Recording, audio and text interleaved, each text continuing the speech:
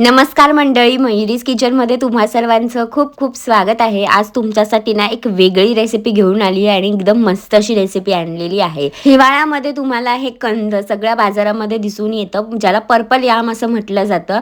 आमच्याकडे याला टका असं सुद्धा म्हणतात. तर ह्याची बाहेरची जी साल आहे ना ती पूर्णपणे सोलून घ्यायची. तुम्ही साल काढता, जेव्हा साल सोलता तेव्हा आतमध्ये याचा रंग जो आहे तो पर्पल असतो. बघा किती मस्त दिसतं हे. त्याला मध्यभागी असं कट करून घ्यायचं.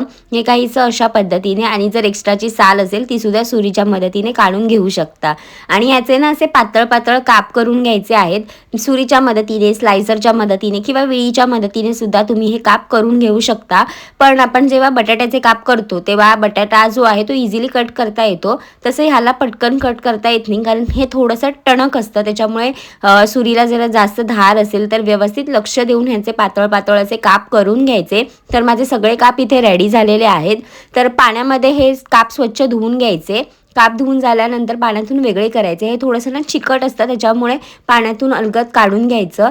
मसाल्यासाठी लाल तिखट, हळद, धनेपूड, गरम मसाला, मीठ घालायचं आणि थोडासा चिंचेचा कोळ घालायचा. कारण ना टक्याला म्हणजेच पर्पल यामला थोडी खाज असते. तुम्ही जेव्हा चिराल तेव्हा तुमच्या हाताला सुद्धा खाज येईल, तर घशाला सुद्धा खाज येऊ नये त्यामुळे चिंचेचा कोळ ह्यात ॲड करायचा. मसाला व्यवस्थित मिक्स करून झाल्यावरती आपण जे पाण्यात ठेवलेले काप आहेत ते अलगद काढून ह्या मसाल्यामध्ये घालायचे आणि व्यवस्थित मिक्स करून घ्यायचं. तुम्ही हे मॅरिनेशनसाठी सुद्धा ठेवू शकता, कारण छान ह्याला मसाला लागला ना की हे खूप टेस्टी लागतं. तर हे मस्त असं व्यवस्थित मिक्स करून घ्यायचं.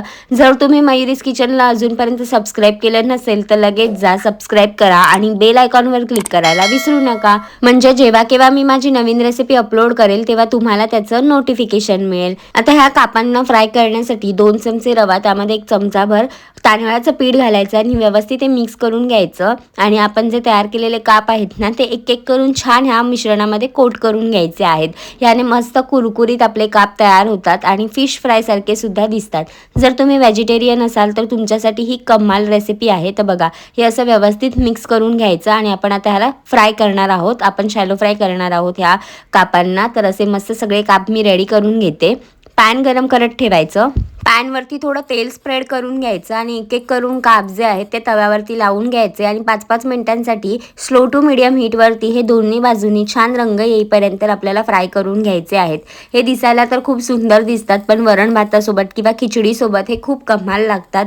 तुमच्याकडे जर सुद्धा पर्पल याम तुम्ही आणला असेल किंवा तुम्हाला मिळाला असेल तर हे काप तुम्ही नक्की ट्राय करून पहा. आणि तुम्हाला माझी रेसिपी आवडली असेल ना तर लाईक करा, शेअर करा आणि सबस्क्राईब करायला विसरू नका. तर बघा, मस्त तेल स्प्रेड करून ना दोन्ही बाजूनी छान रंग येईपर्यंत मी हे काप जे आहेत ते मस्त फ्राय करून घेतलेले आहेत. आता हे काप रेडी सुद्धा झालेत. तर आपण एका प्लेटमध्ये हे काप जे आहेत ते काढून घेऊयात. मस्त लागतात हे काप. तुम्ही कशाही सोबत खा, सॉस सोबत खा, वरण भातासोबत खा, चटणी सोबत खा किंवा असेच सुद्धा खा. हे एकदम कमाल लागतात. नक्की ट्राय करून पहा आणि निरोगी खा, निरोगी राहा.